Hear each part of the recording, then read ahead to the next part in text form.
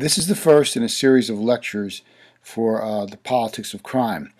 What I'd like to do is have you think of the process rather than just the politics, because embedded in the process, you will find the politics.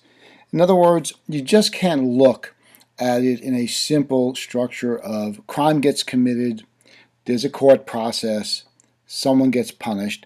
There are a number of levels that you have to look at to really understand the influence of politics on how we look at crime, the process that people go through, or even groups go through, once a crime has been committed, how we define a crime, how that gets executed and interpreted, on different levels, not just on a level of, the legislature, but also the courts and the cop on the street.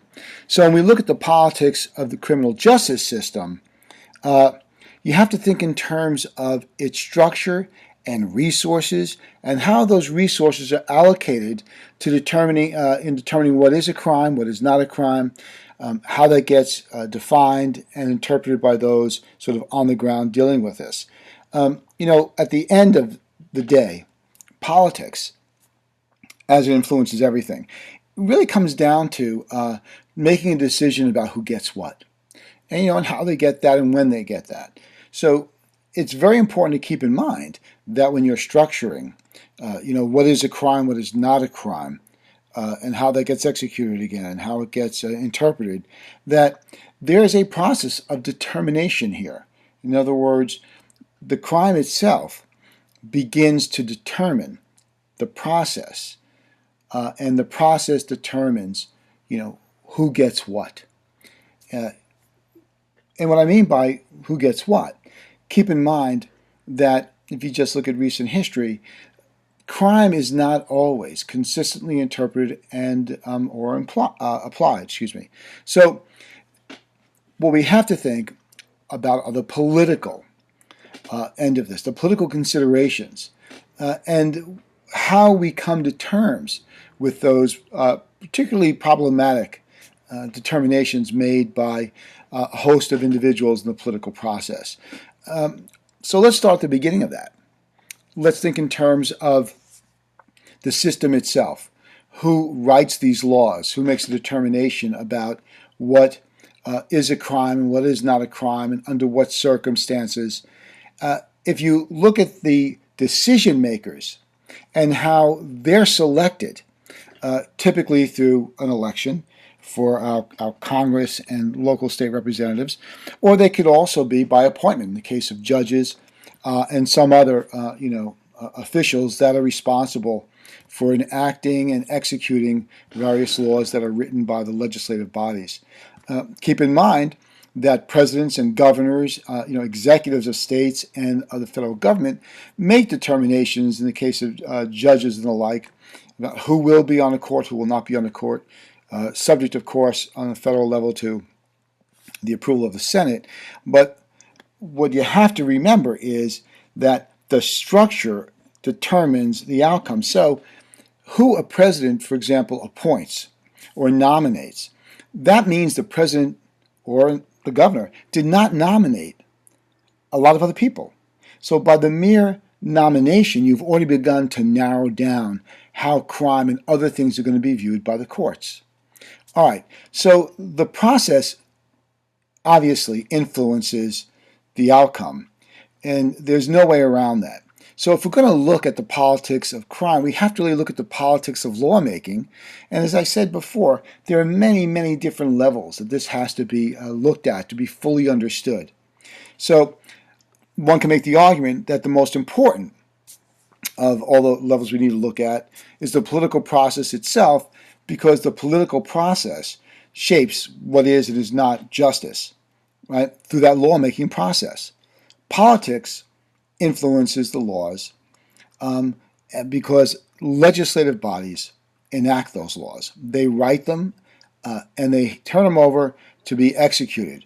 So if you look back, crime and the drug war are two primary examples where you can look at the mindset of the legislature and how they're addressing these issues or how they wish these issues to be addressed. So keep in mind that it's the perception also at that moment in time where the legislature is looking at a particular problem and trying to determine exactly what the solution or what an approach should be towards a solution if we're going to think in terms of what's going to be effective. Because remember, in a free society, you have to minimize the likelihood of crime because crime runs contrary to the structure, the rules that have been put in place. And the assumption here is the rules are, I'm going to use a word we really can't define just yet, but they're fair. That will determine how much freedom we all have. In other words, your rights are going to be limited, and the beginning of that process is around the rules that are written for the society, or laws that are written for the society that we all are supposed to, follow in order to have freedom. Now, keep in mind, this can go very broad very quickly. We can start talking about class differences. We can talk about the differences between cities and rural areas, between small towns and large towns. There's no real rule of thumb here that everyone follows from every different part of the country, even within a given state, even within a given county. That there are differences because of the way that the laws are written, but also differences because of the problems that each of those districts or distinct elements are facing. Not everyone has the same problems. One place, say a city, might have a real issue with drugs. A rural area may have a different issue altogether, and so is less concerned about the coming up with a structure legally and one they can execute that will minimize the likelihood of drugs spreading through their community. But here again, what gets defined as a drug?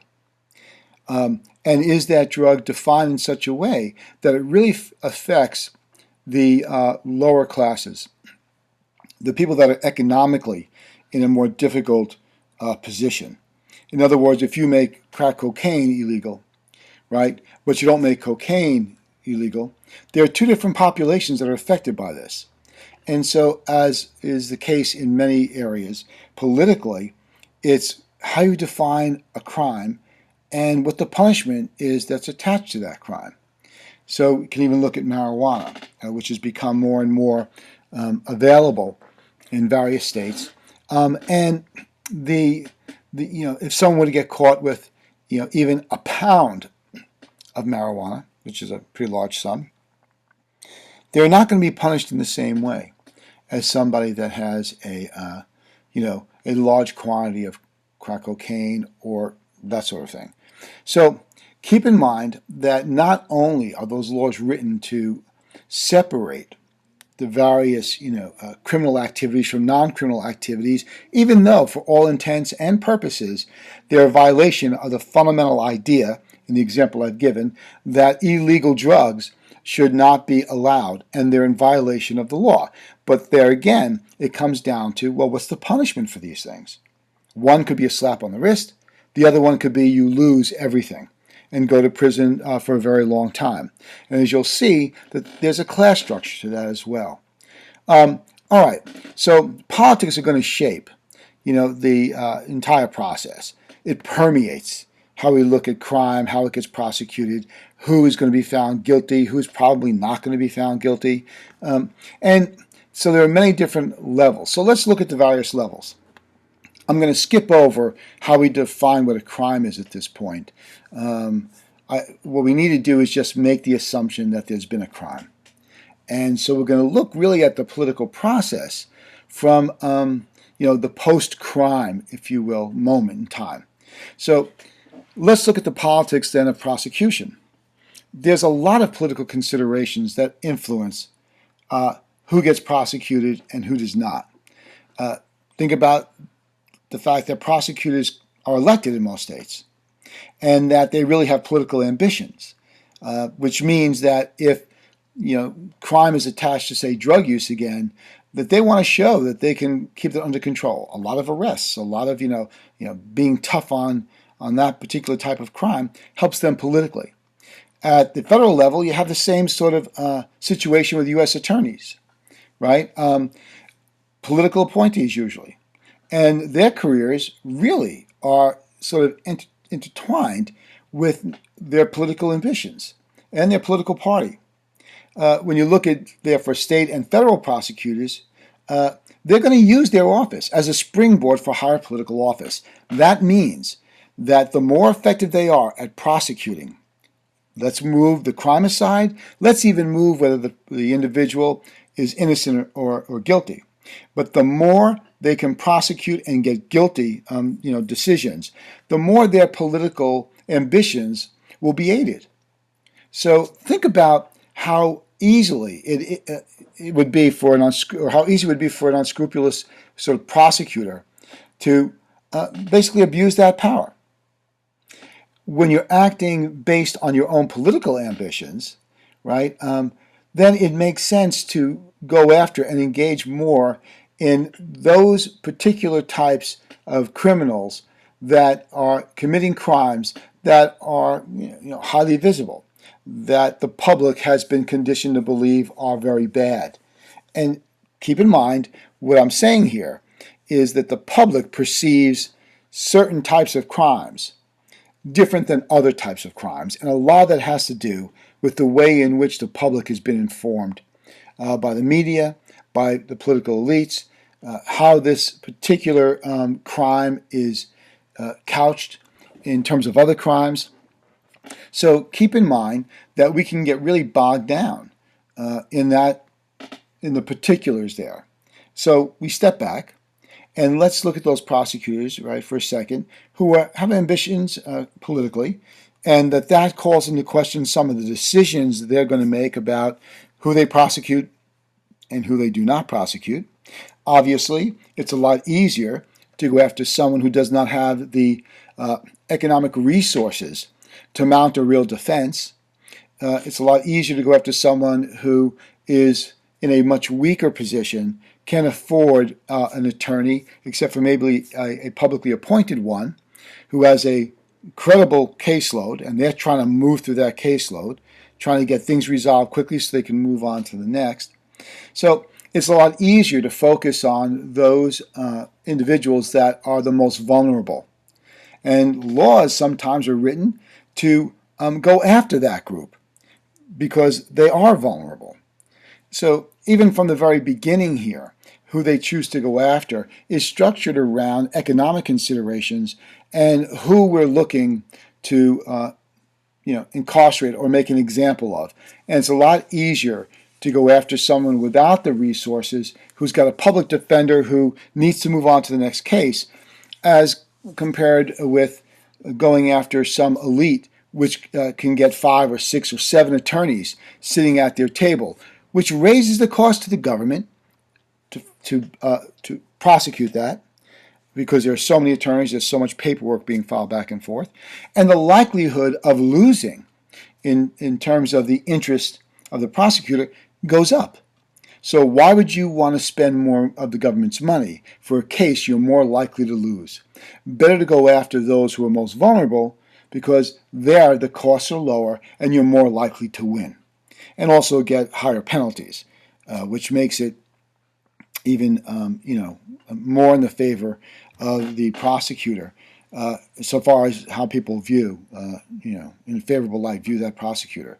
So, when you look at those prosecutors, now you've got a sense of how they sort of operate. But what about the judicial decision makers?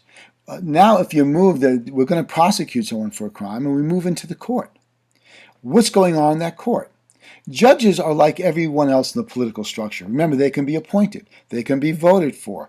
And if you've got someone appointing judges who has got political ambitions of their own, who has run on a platform of being tough on crime, they're more likely to appoint judges that will mete out the stiffer penalties. And they'll put pressure on those justices who are obviously dependent upon the political goodwill of those who have appointed them. So there's political influence on these judges, when they make their decisions, whether or not, for example, to impose a stiff sentence or even the death penalty. So elected judges then, are likely to act in accordance with the general view of the public as shaped by the political elites. So there's a consistency there. The public expects someone to be punished, and they're going to punish them. Right? There are no other intervening variables in a sense. So keep in mind that nobody, judges, prosecutors, politicians, ever want to appear that they're soft on crime. Why? Because crime, again, is contrary to our very sense of freedom. If you allow crime to just explode, you're going to be affecting the right of people to be free. So keep that in mind. Now you move on. You've got a conviction. What goes on in prisons? How they're structured. What can happen there? How we look at prisoners. Various crimes committed. Various terms in prison, sentences. Is there a difference there? Well, keep in mind, again, you only get out of prison, right, when one of two conditions exist. One, where you've served your term and you now can leave, or you can go before the parole board and they make a decision about whether or not this particular individual has been somehow miraculously reformed and deserves to have their sentence either cut short or to apply the lower range of the term. In other words, you could have, 10 to 25 years in prison, but after those first 10 years have been served, the question then becomes, should you stay there for another year, 5 years, 10 years, serve out your full sentence? Those are decisions made by a parole board, but there's politics that drive that parole board's decisions around releasing a convicted criminal or not. So parole board members are also susceptible not only to the influence of those that appoint them, but to public opinion, in many ways, also the media. So keep in mind that the members of a parole board, they are very, very, cautious about who they're going to release, when they're going to release them, and just how much public support there is for keeping that person in prison. So that whole process of who gets prosecuted, now we've put aside who's writing the laws for a second. Who gets prosecuted, right? Who gets what term in terms of imprisonment, and who gets released on parole and who does not. Also now we move on to, the general politicization of criminal justice. It exists that the whole process is politicized, yes? And so citizens and the criminal justice system really are about how we view criminal activity, right? What is criminal justice? Remember, the term implies that there's a level of fairness here, that the crime should fit the punishment, and that the punishment and the crime as interpreted should not be so wide that it loses all meaning. So fairness here is about a just punishment for a crime that has been determined, was committed by an individual, by a standard, right? In terms of what we have to do in a courtroom, right? If it's a civil matter, it's the preponderance of evidence. But in a criminal matter, it's beyond a reasonable doubt. We don't know how we define reasonable, but nevertheless, that's for a jury to decide. But nevertheless, there is a standard there, right? And if you charge someone with a crime, you give them an adequate defense, and they are found guilty beyond a reasonable doubt, now they're going to go into a penalty phase, right? So political leaders seize that opportunity to use the criminal justice system at many different points of entry, right, to enhance their own electability or power. So right away you're going to see that system being used by politicians to make a statement and hopefully garner more public support because they are showing themselves to be, or portraying themselves to be tough on crime. So one could say that politics really, when it gets into the venue of political, of politics and crime, that it's more about winning the day in terms of using the criminal justice system than creating a system that's effective. It's much easier to just be tough on crime by punishing people who may or may not be guilty by the way you've set up the rules of the game. Keep in mind, those that set up the rules win at the game. You don't have someone who's 5 feet coming up with the rules of the game of basketball because they can't benefit from that. So by setting up the rules that politicians set up, they're making determinations about exactly what is and what is not, punishable, what we would determine as criminal activity. In America, almost across the board, any act that has an economic impact, only an economic impact, usually carries less of a punishment, sometimes no punishment.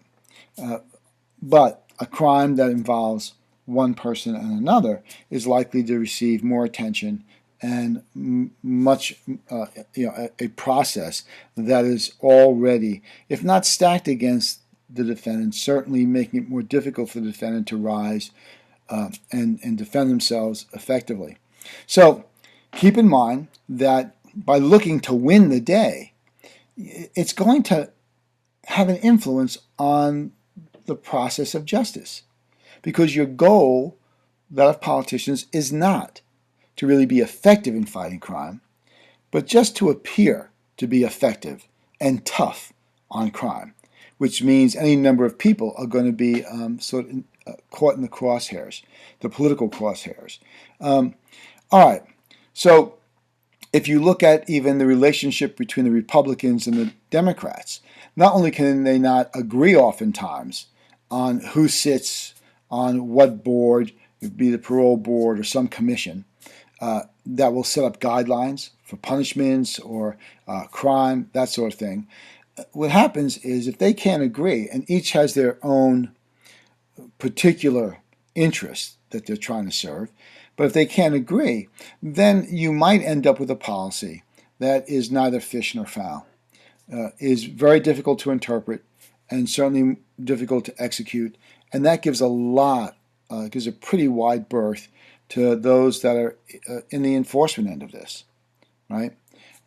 All right, so criminal justice is a process, starting with legislation and going all the way through to incarceration. And so there are many, many steps, right? From the very beginning, a crime is committed and it gets investigated, and someone is found to be a suspect, and then later on charged, and then goes to court where they're prosecuted, and then a sentence is meted out, then they serve their sentence, and the convicted offender is released. Not always released, depending upon the crime, of course. So, and at each stage all of that process, it's not only influenced by the players who are writing it or executing it, but the politics. The politics here really benefit those who are making those rules and executing them. All right, so step back. We have to know that there's some measure of fairness in the system. We know that constitutionally, there's due process. Everyone is going to receive the same process, right? You have call witnesses in your favor and all of that. So there are rules that govern, criminal justice process, right? As I've said, of course, the Constitution and Bill of Rights, even state constitutions, U.S. codes, state codes, previous court decisions, federal rules on criminal procedure and the like. So all of these things have an impact. So keep in mind, even in the case of, let's say, someone going to trial, there are the rules of evidence. And the rules of evidence, which are, on the federal level, the federal rules of evidence are determined by judges and scholars and the like who make a decision about what should be allowed in as evidence and what should not be allowed in. And so a lot of those decisions are arbitrary. So I'll give you one. If a person breaks in and steals something, and they have a previous criminal record of having broken into other places and basically stolen the same thing, do we allow the prosecutor to bring up that previous crime? Well, we have to decide whether or not it's fair to allow that prosecutor to bring up as evidence previous acts on the part of the person on trial, right, the defendant. So you have to draw the line somewhere. So these people sitting in a room, they're not really sitting in a room, but you get the idea, trying to figure out whether something should be allowed in or not as evidence, have to draw a line. And that line is arbitrary. So in many cases, the line is drawn by the amount of money involved and how long ago the previous crime was committed. So let's look at just that one piece of that, how long ago the crime was committed. So let's just say under the federal rules that a crime that was committed more than 365 days ago, more than a year, should not be allowed to be brought in because the assumption is made that a person could reform themselves during that period of time, and they should not always be haunted by their past, let's say.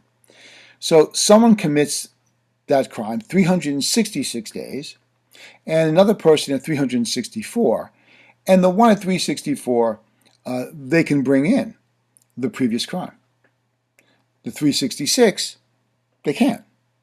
So for 2 days, one person's going more likely to go to prison than perhaps another, because certain evidence will not be allowed in. Where is that line drawn? Who draws it there?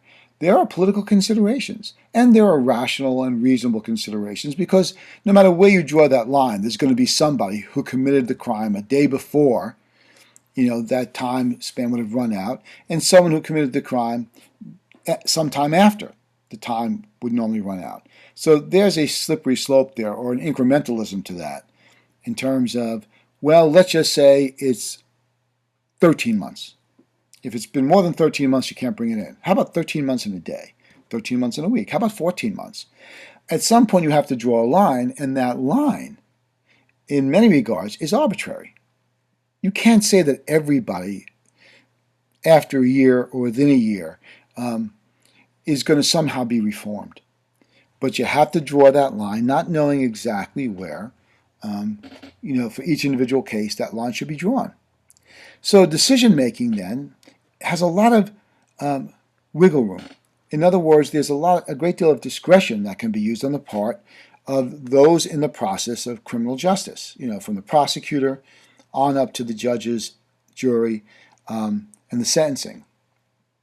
So decision-making in criminal justice is not simply, a lookup table, right? Here are the rules, here's the violation, we have to then apply them to this given case, and therefore there's a certain punishment attached and the like. Decisions, in many, many, many instances, are really up to the discretion of those that are players in that process. Again, prosecutors and the like. Right? So the individuals in that process are going to exercise a judgment of their own, making choices about what they'll do, what options they have, what they're willing to pursue, right? Or even making decisions about how to interpret a particular rule or a particular law, right? Keep in mind that the Supreme Court, if you look at a Supreme Court decision, people are surprised oftentimes at the amount of times or the amount of time that the Supreme Court will argue over or struggle with or feel they must define what a particular word or phrase means in a given statute. And they'll go to various sources, including the debates in the Congress before that was written up, the piece of legislation was written, what was discussed when it was passed, how it's been implemented in the past, what is the normal usage of the word or phrase that's in question, because in order to really understand the rule, you have to understand what the words mean that make up that rule. And in that way, and only that way, can you see what the interpretation should have been and understand then whether the actions taken that are being argued by prosecutors and the like are consistent with the mandate given in a particular piece of legislation. You have to be able to know what it meant in the first place. And there are differences of opinion about what various words mean and how they're used. The court is the final arbiter of these things, but nevertheless, there's a case to be made for interpreting the law in many different ways, whether it's tax law or whether it's criminal law. So individuals in the process are exercising all kinds of judgment, from the cop on the street all the way up to the Supreme Court. They're making choices, and those choices can vary greatly from case to case. So there's no way to really govern the process except to make the assumption that the process, if it's adversarial, which it should be, lawyers on both sides, that somehow the truth will pop out of that each lawyer will constrain the behavior and the structure of the argument of the other. That if you have two people going at it, you're likely to have justice be served. But keep in mind, you can have very different people on both sides of the issue. In other words, you could have a very well-paid attorney or group of attorneys, and on the other side, you could have one or two prosecutors. Now, it's not to say that prosecutors are always less capable. It just means that prosecutors are not working with the same resources as the other side has. And that creates a willingness on the part of the prosecutors to maybe cut a deal or to try and in some way get the trial to move along, or maybe never even get to trial, which means getting their particular client to plead out a case, to plead it out. Of course, what they don't tell their impoverished client is that we can get you 2 years instead of 10 if you agree to do X. And of course, for someone who doesn't understand fully, they'd rather spend less time in prison than more. But what they don't realize, and is not told to them fully, is that once you're convicted, even though you're spending less time in jail, that conviction will follow you. It's going to be more difficult to find work, and everything along those lines towards moving towards a better life, which means the likelihood of you committing another crime goes up. Recidivism is pretty high, and there's a reason for that. Okay, so you can see that there's a great deal of give in the system, even right down to bail, setting bail. What is an acceptable amount of bail? What is not an acceptable amount of bail? Right? If you've got someone who's very wealthy, they can probably pay the bail requirement and get out while the process is going on. But someone who doesn't have the money can pay, and that person is going to sit in jail for whatever period of time, waiting for their trial. And then there's discretion about whether or not, if found guilty, that the amount of time served in that process will count towards the term that they're to be incarcerated for or not. So you can see that there is anywhere along the line a great deal of opportunity for manipulation in the process. So let's talk about the steps in the process and sort of get our minds around the steps, the major steps. I'm not going to get lost in too much minutia here because this moves out in many different directions. So obviously there's been a crime committed. That's step one. There's going to be some sort of crime committed, and that crime is going to be probably investigated, right, by the police. Now keep in mind, it could be a highly politicized case, which draws a lot of public attention, maybe because the crime was so gruesome, or maybe because the crime involves somebody that's well known, but nevertheless there's going to be an investigation of that crime by the police. And the idea behind the investigation, the criminal investigation, remember this course is focused on criminal activity, not on civil matters. So the criminal investigation takes place in earnest, and the idea here is they're supposed to go out, the police, and look for evidence and hopefully define and identify a suspect and then have a justification for arresting that individual. So now the person's been arrested. Right? Now keep in mind, I've jumped over a very important piece here. That person or persons could be taken in for questioning.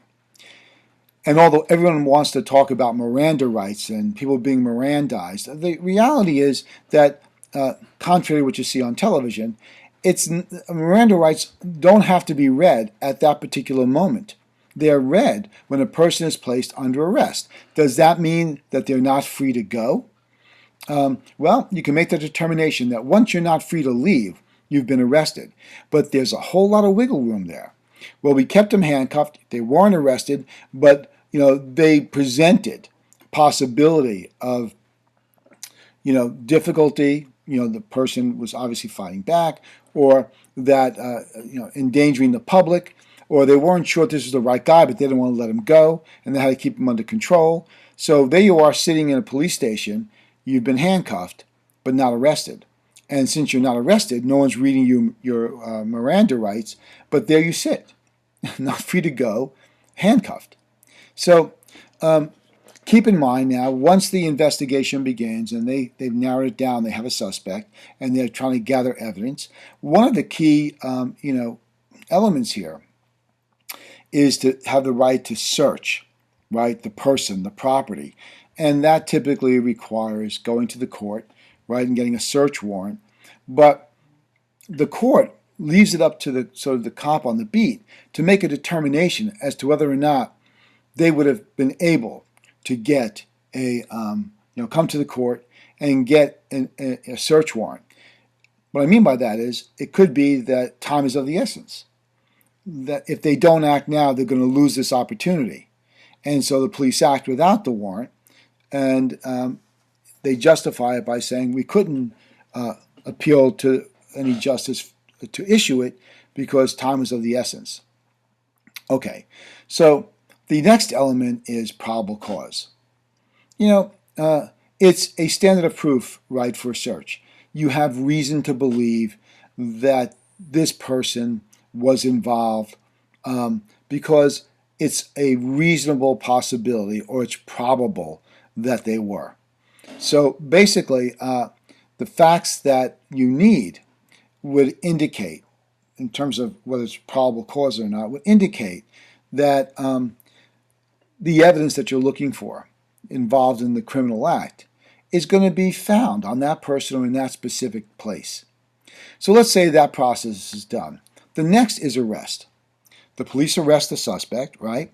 They take the person into custody, and they'll hold the suspect until there's a court appearance. At that court appearance, of course, there'll be a determination about bail and a whole host of other things. So probable cause, being the standard, right, for an arrest, means that they have to make their argument before the court in that very the beginning stages, that there was probable cause, right? There's a reasonable connection or line between that individual and the crime that's been committed. Okay, you have to make that argument. If you can't make that argument, then you don't have a case, right? For example, one of the most difficult hurdles here is if that person has an alibi. Can't be in two places at one time, and if they've got an alibi saying that at the time the crime was committed, they were with them, that's a pretty tough hurdle to get past or get over. So basically, you've got a criminal defendant, right, who's being prosecuted by a district attorney, and we've talked about the political importance for a district attorney to get a conviction, and their decision around whether or not to charge a person with that crime. They're going to look at a whole host of issues and facts and factors, including the seriousness of the offense and the strength of the evidence. Now, why? If it's not a serious crime, it's probably of little public interest, which doesn't necessarily serve any political ambitions of that prosecutor. Keep in mind as well, the prosecutor is working with limited resources, and so in all fairness, has to make a decision about whether or not a particular crime really warrants the resources that are necessary to prosecute the case. And what they'll look at is the strength of the evidence. If the evidence is weak and the crime is not one that there's a great public outcry for prosecuting, chances are they're going to look less favorably on following through and prosecuting. But for our purposes, let's say they move forward, because if they don't, there's no crime and we can't really look at it, right? Because the class is about crime. So next, we have to look at this idea of indictment by a grand jury, right? Or a filing of information by a prosecutor. So under the federal rules of procedure, criminal procedure, you need an indictment when prosecuting a capital offense, right? Okay. So a prosecutor has the option then of an indictment or information in various cases where crimes are punishable by imprisonment. Okay, not by fine, but by imprisonment. Not by community service, but by imprisonment. Right? Because you're taking away someone's fundamental freedoms. And so we need to know whether or not that person is reasonably guilty before we spend those resources and we consider the likelihood of taking that individual and possibly punishing them by imprisonment. So, by the way, this is important to keep in mind. The states are not bound by the federal system or the federal rules of evidence. That's up to the states. They can have their own rules. Typically, those states that don't follow the federal rules have more stringent rules. It's very difficult to have more lax rules because it doesn't really serve anyone, politically or otherwise.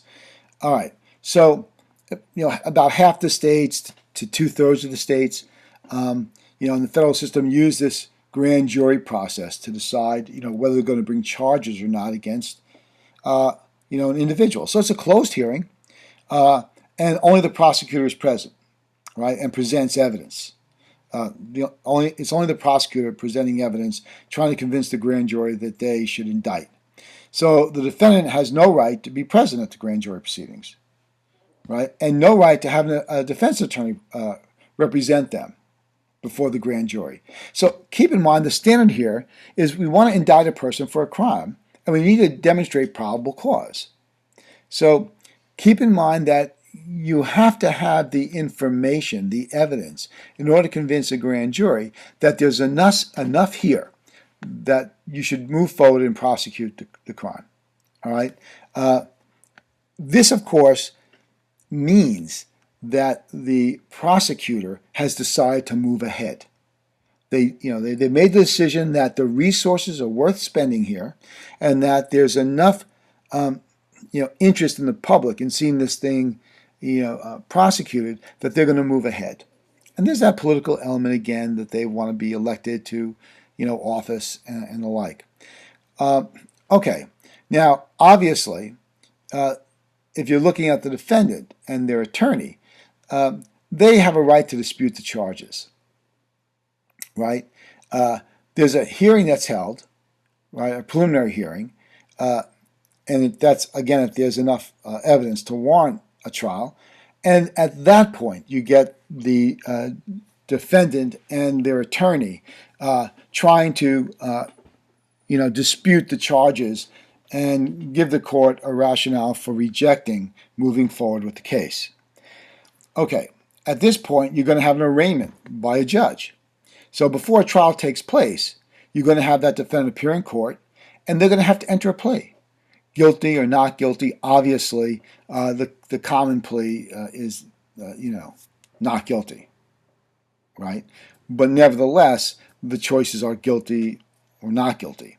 It makes very little sense to, admit guilt unless you've been told by your attorney, and the prosecuting attorney, they're working this out and hashing out the particulars, that if you plead, guilty, there's going to be less of a punishment leveled against you.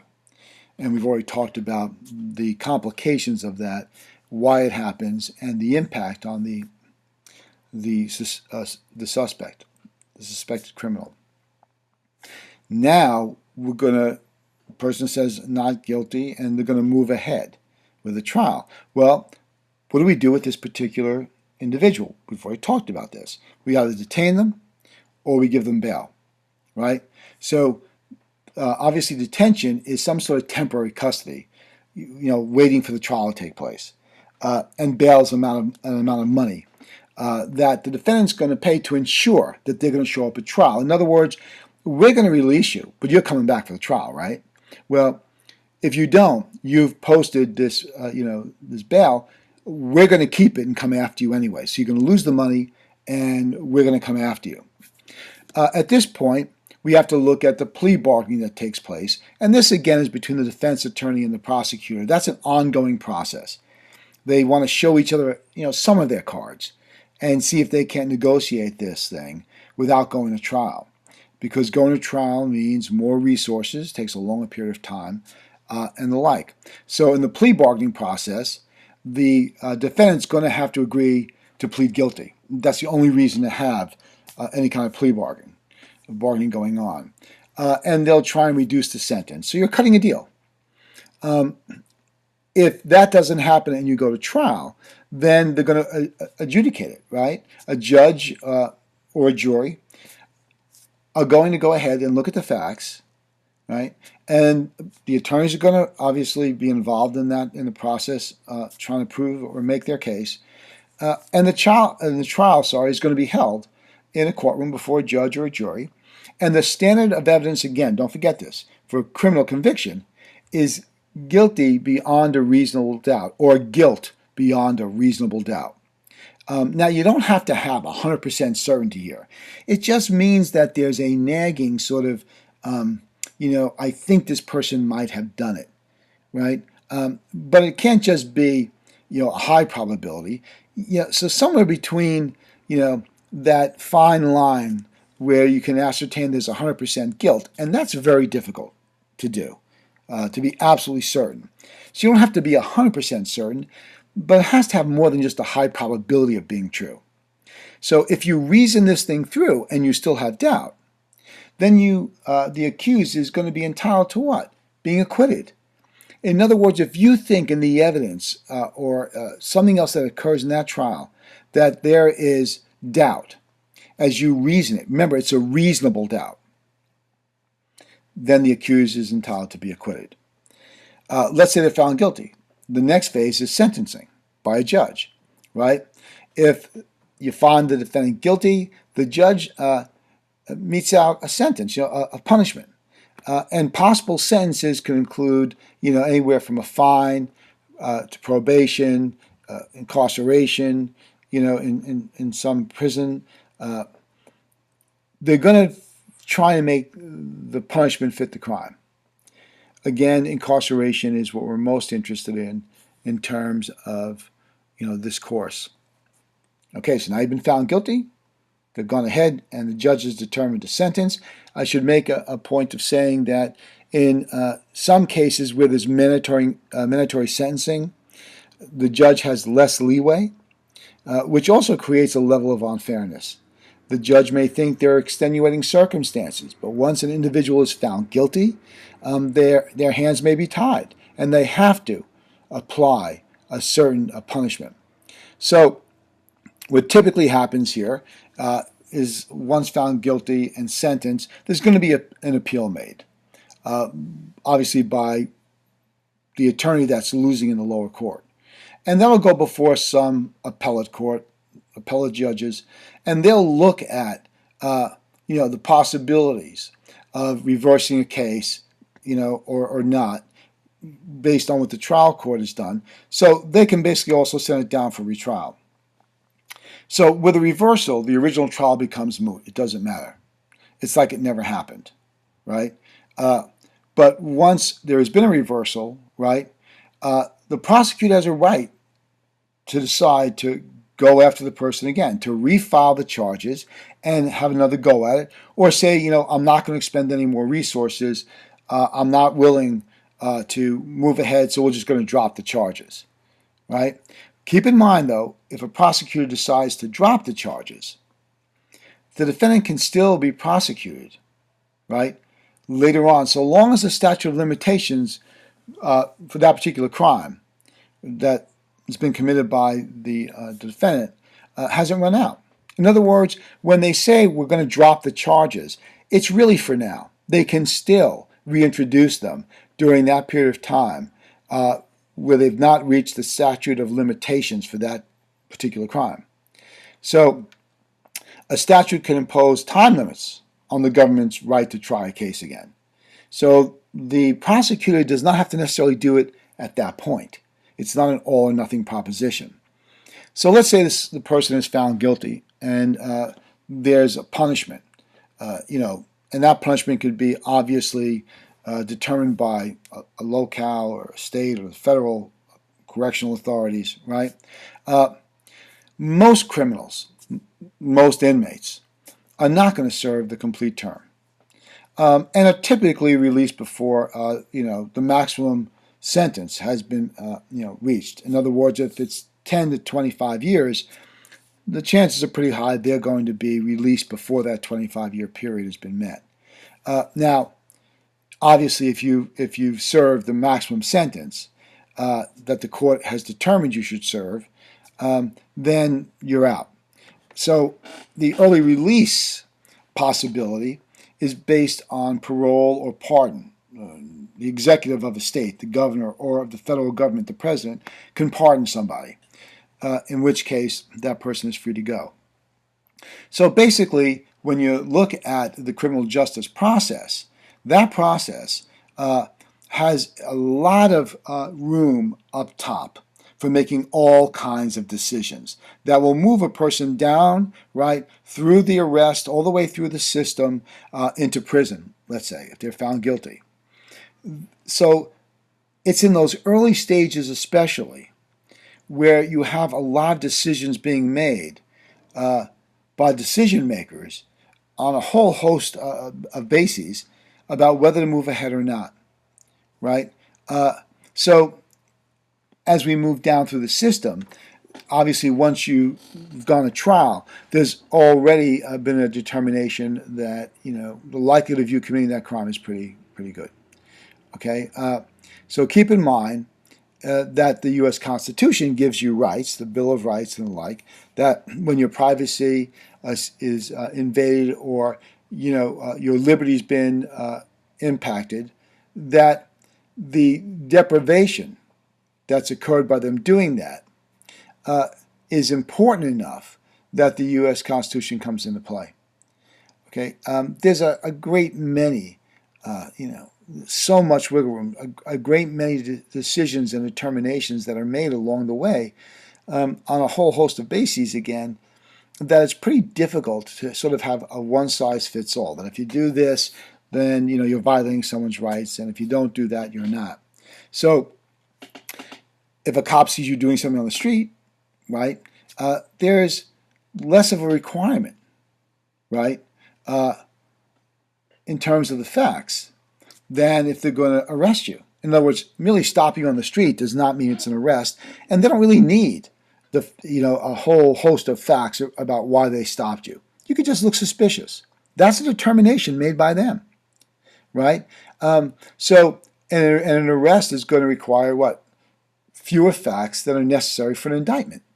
And an indictment is going to require less support or fewer facts than a conviction. So as we're moving down, we can see that there is a less and less of wiggle room, because more and more facts, more and more proof is required to move that case forward.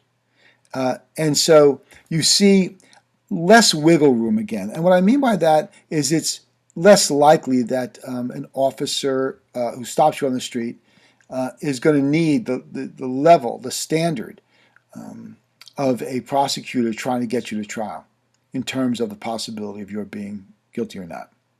Okay?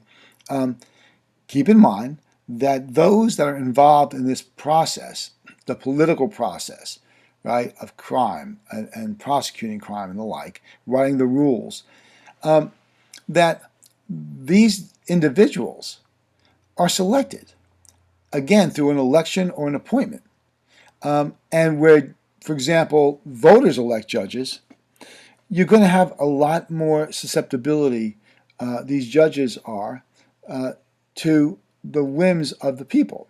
That's not necessarily a bad thing, but it could also force their hand to perhaps prosecute something or someone that they would otherwise let go.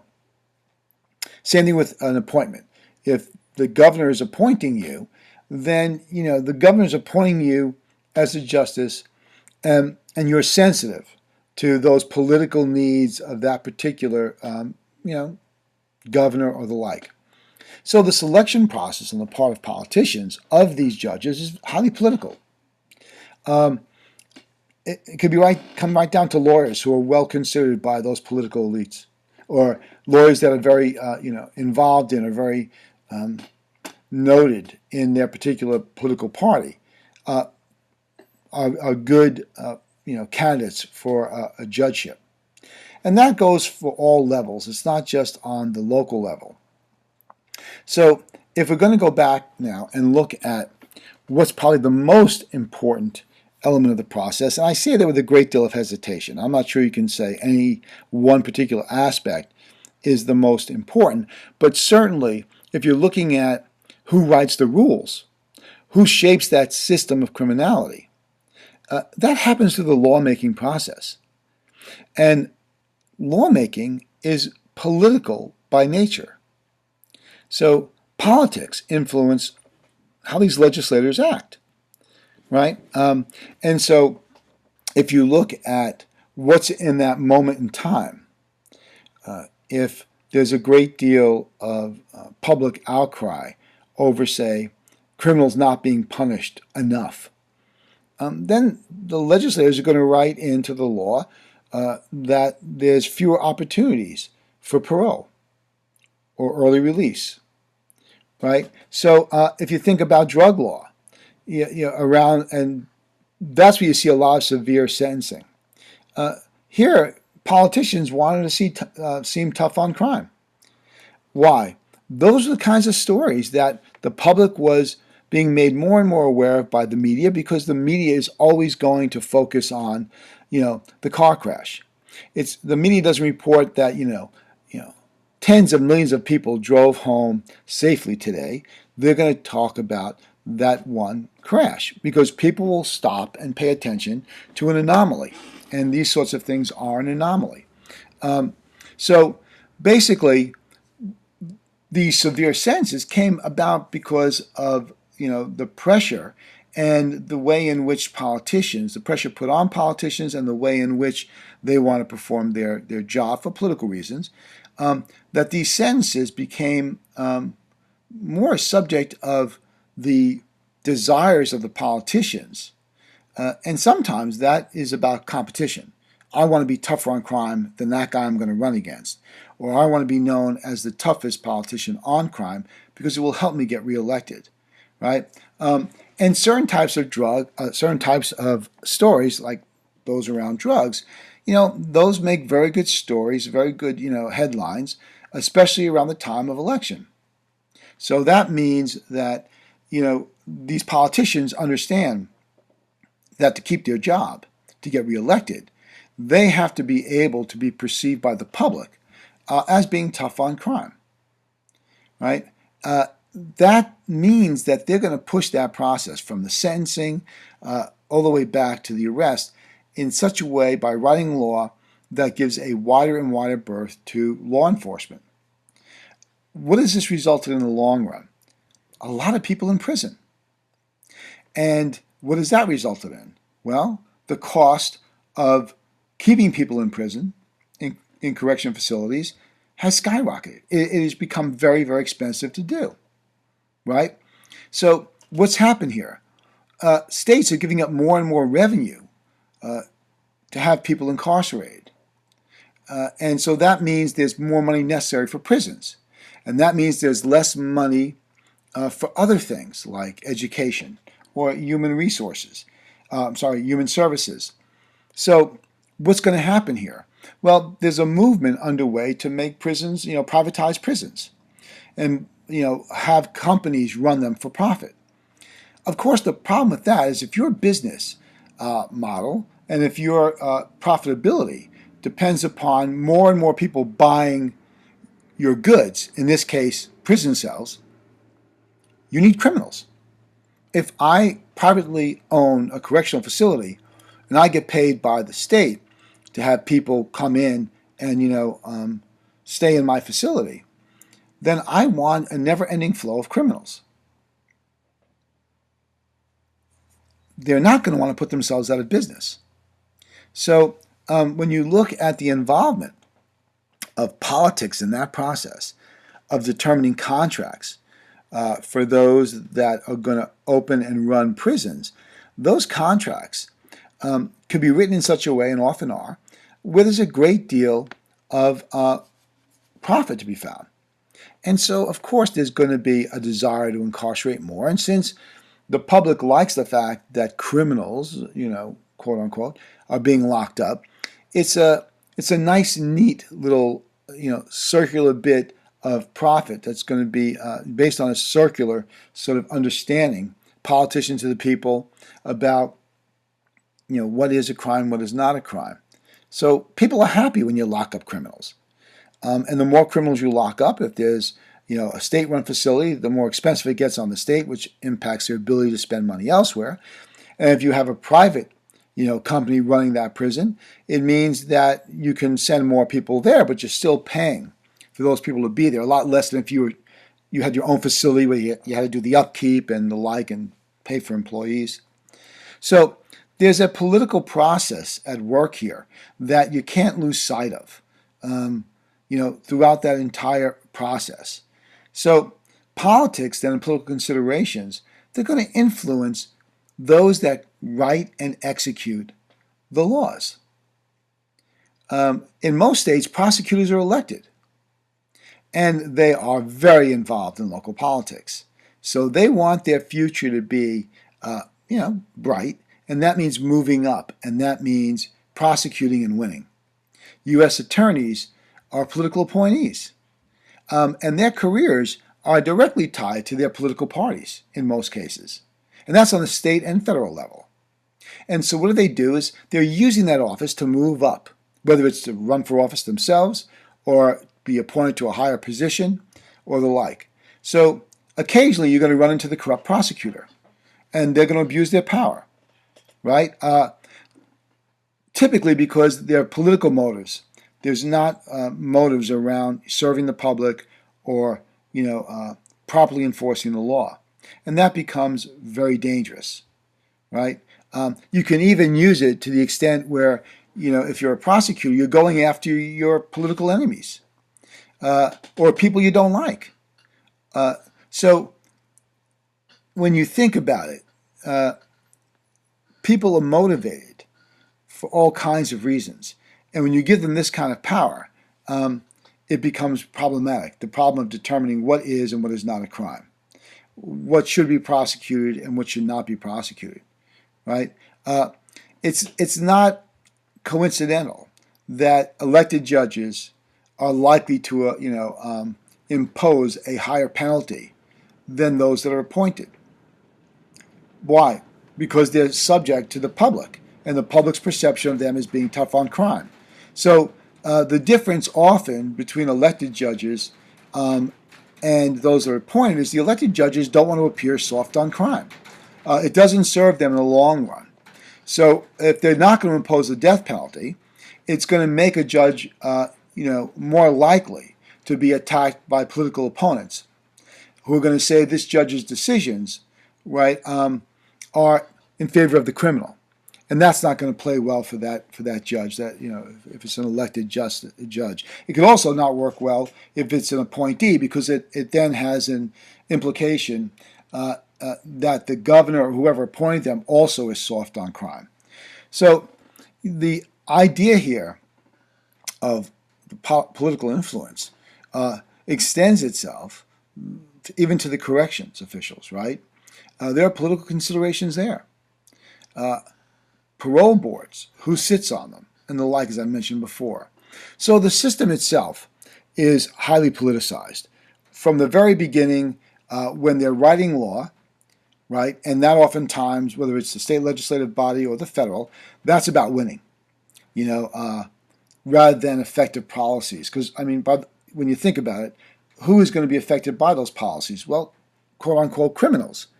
well, you don't really care about that group of people if you're a politician. So they can be used to effectively show that you're a good leader, that you're tough, and that the public can depend upon you to do things that secure their freedom by taking those that are rogues, those that move outside the policy and do things that are illegal. That you get them in jail and you keep them away from the general population. And people are pretty satisfied with that. That if you've been given the process, then if you're found guilty, then you must be guilty. And there's no looking at that whole process. Why'd they write this law? Is it singling out a particular group of people? Laws often are applied more harshly to those areas of crime that those in the lowest socioeconomic strata are likely to commit.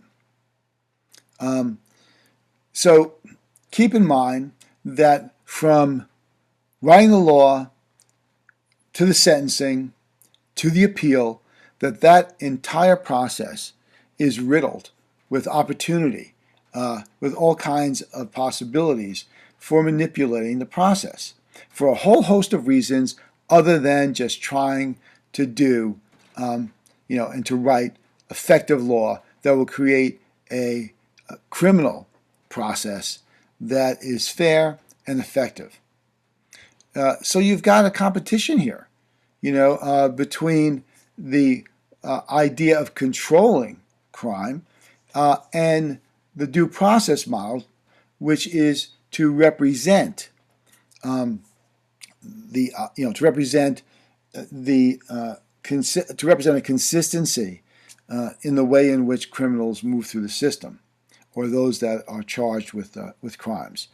So we're going to leave it there, and next time we're going to pick up on the crime control versus the due process models in how we approach crime.